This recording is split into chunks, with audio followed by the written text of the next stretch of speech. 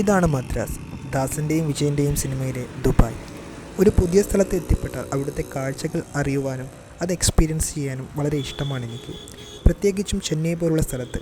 പുസ്തകങ്ങളിലും സിനിമകളിലും ചെന്നൈ പട്ടണത്തെ വാനോളം പുകഴ്ത്തുന്നത് നമ്മൾ കേട്ടിട്ടുണ്ട് അല്ലേ? പക്ഷേ ചെന്നൈയുടെ ഒരു കുഗ്രാമത്താണ് ഞാനിപ്പോൾ ഉള്ളത്. ഇവിടുത്തെ പ്രശസ്തമായ സ്ഥലങ്ങളെപ്പറ്റി ഗൂഗിളിനോട് ചോദിച്ചപ്പോൾ കിട്ടിയതാണ് ഈ ഒരിടം, അണ്ണാ നഗർ ടവർ. എന്നാൽ പിന്നെ അങ്ങോട്ടേക്കാകട്ടെ ഈ സാറ്റർഡേ സായാഹ്നം എന്ന് വിചാരിച്ചു സൈക്കിളും എടുത്ത് അങ്ങോട്ടിറങ്ങി.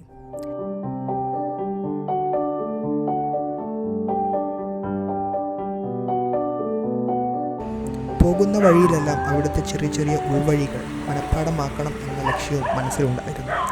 അങ്ങനെ വിചാരിച്ച പോലെ 5-6 കിലോമീറ്റർ പിന്നിട്ടതിനു ശേഷം ലക്ഷ്യസ്ഥാനത്തെത്തി. ഇതാണ് അണ്ണാനഗർ ഗോപുരം. ചെന്നൈയുടെ തിരക്കേറിയ സമയങ്ങളിൽ വീക്കെൻഡ് സായാഹ്നങ്ങൾ ആസ്വദിക്കുവാനായി ആളുകൾ ഏറ്റവും കൂടുതൽ വരുന്ന ഒരു പാർക്കാണിത്.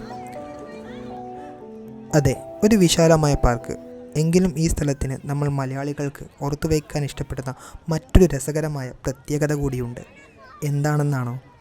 ഇവിടെയാണ് നമ്മുടെ പവനായി ശവമായ സ്ഥലം.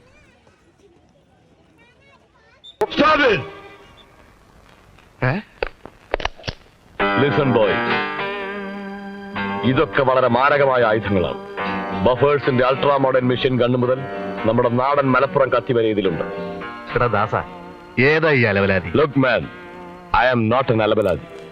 ഈ അണ്ണാനഗർ ഗോപുരത്തിന്റെ മുകളിൽ നിന്നാണ് പവനായി വീണ് ശവമായത്. അതെ, ഈ ഗോപുരത്തിന് മുകളിലേക്ക് സന്ദർശകർ അലൗഡ് ആണ് കേട്ടോ. പക്ഷേ കർശനമായി സമയം പാലിക്കേണ്ടതുണ്ട്. കുറേ നാളുകളായി അടച്ചിട്ട ഗോപുരം ഈ അടുത്താണ് വീണ്ടും തുറക്കുകയുണ്ടായത്. ഒന്നിൽ കൂടുതൽ തവണ ഇവിടെ വന്നിട്ടുണ്ടെങ്കിലും എന്നെ ആദ്യം തന്നെ ആകർഷിച്ചത് ഇവിടുത്തെ ആക്ടിവിറ്റീസാണ്. ചുറ്റും നടന്നു കാണാൻ തക്ക വിധത്തിൽ കുറേ കാര്യങ്ങൾ ഈ പാർക്കിൻ്റെ ഉള്ളിൽ നടക്കുന്നുണ്ട്. അതിലെന്നെ ഏറ്റവും കൂടുതൽ ആകർഷിച്ചത് കൊച്ചുകുട്ടികൾക്കായുള്ള സ്കേറ്റിംഗ് ക്ലാസ്സസാണ്.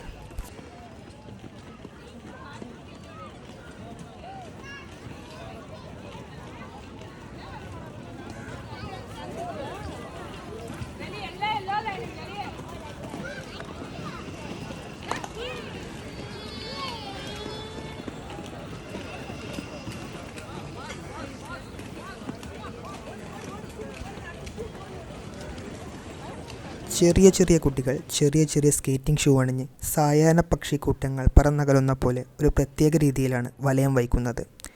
എന്നെ ഏറ്റവും കൂടുതൽ സമയം പിടിച്ചിരുത്തിയതും ആ കാഴ്ച തന്നെയാണ്.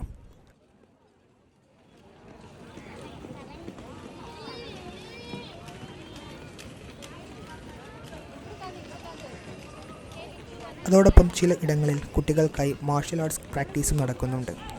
അത് കാണാനായി ഒരു വലിയ കൂട്ടം തന്നെ അവിടെ ഒത്തുകൂടിയിട്ടുണ്ട്.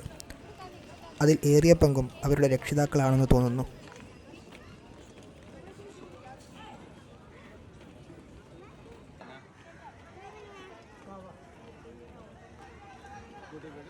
കുറച്ചു സമയം അവരുടെ ആംഗ്യങ്ങളും ചേഷ്ടകളും ചുവടുകളും സൂക്ഷ്മമായി വീക്ഷിച്ചതിന് ശേഷം ചെന്നൈയുടെ അടുത്ത സ്ഥലങ്ങളിലേക്കായി എൻ്റെ നോട്ടം.